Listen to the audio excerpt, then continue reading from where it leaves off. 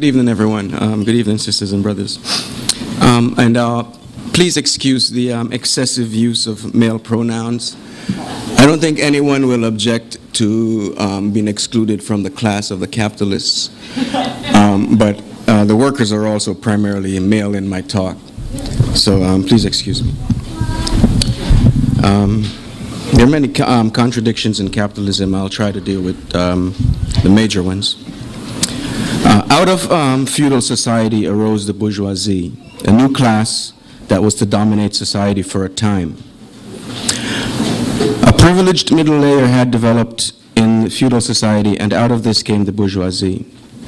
A quote from Karl Marx in the 31st chapter of Capital states, "Doubtless, many guild masters and many more independent small artisans and even wage laborers transformed themselves into small capitalists, and by gradually extending the exploitation of wage labor and the corresponding accumulation into full-blown capitalists."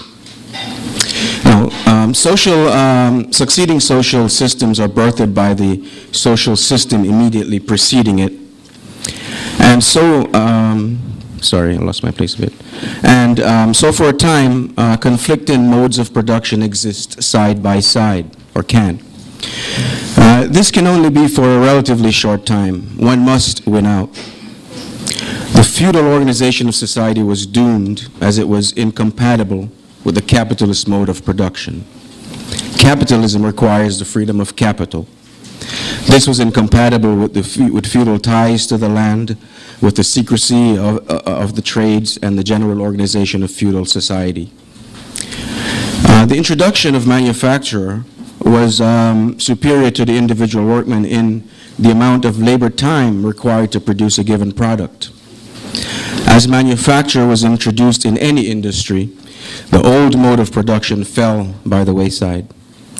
With the constant upgrading of machinery, the product of the individual workman became more and more worthless, not because of the quality of the product that was produced, but because he put too much labor time in it as compared to the social product of the factory. The commodities of the two different modes of production had to be sold on the same market.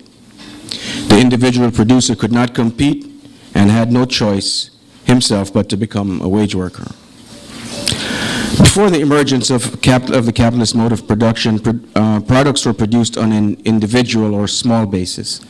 Under capitalism, production became socialized. That is, many workers are hired by a capitalist, and their collective labor, combined within an establishment with a more or less definite plan, produce useful commodities for exchange in order to make a profit for the capitalists. None of the products that are produced by the workers belong to them. They all belong to the capitalist. The workers receive a fraction of the value of what their labor produced in the form of wages.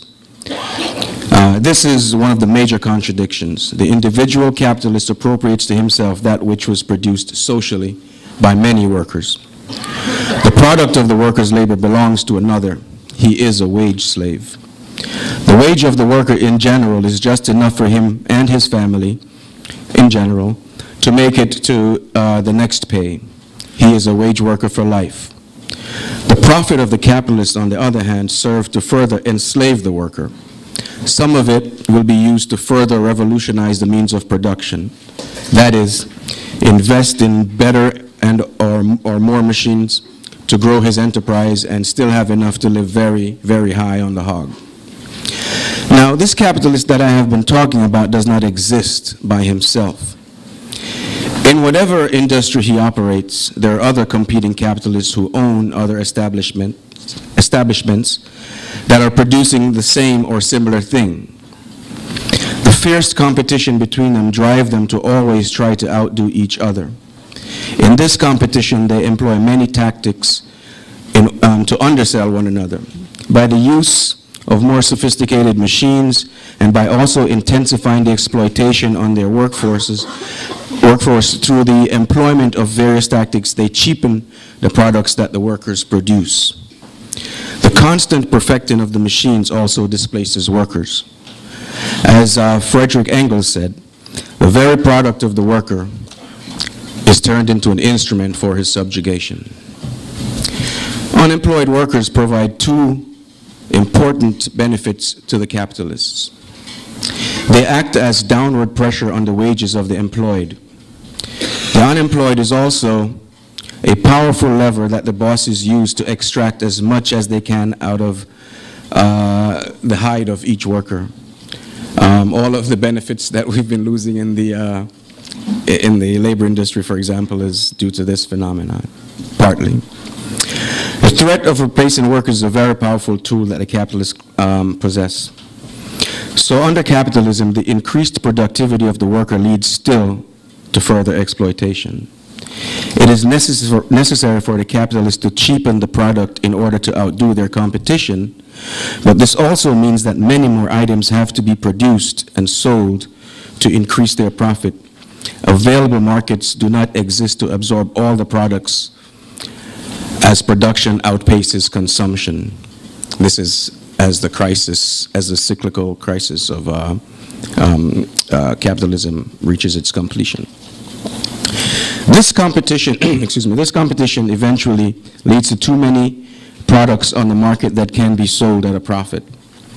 If the capitalist has too many items that can be sold for a profit, then he does not need workers, or not as many workers.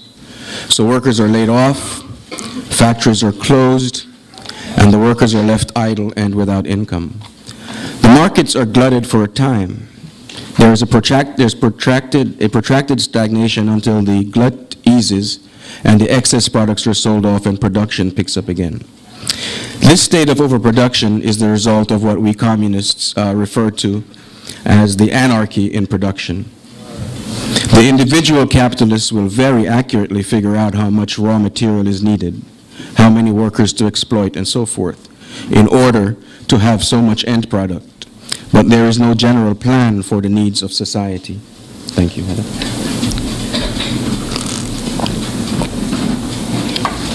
Excuse me. Their only goals are profit and survival. The competition that did away with the mode of production under feudalism has turned into competition between capitalists. It ever intensifies, and the weaker ones are always under threat of ruin. Not the kind of ruin that the workers face, however. They might be absorbed by a stronger enterprise or have to close shop and employ their capitals somewhere else. In any case, the ruin of any capitalist is not worth the shedding of any tears.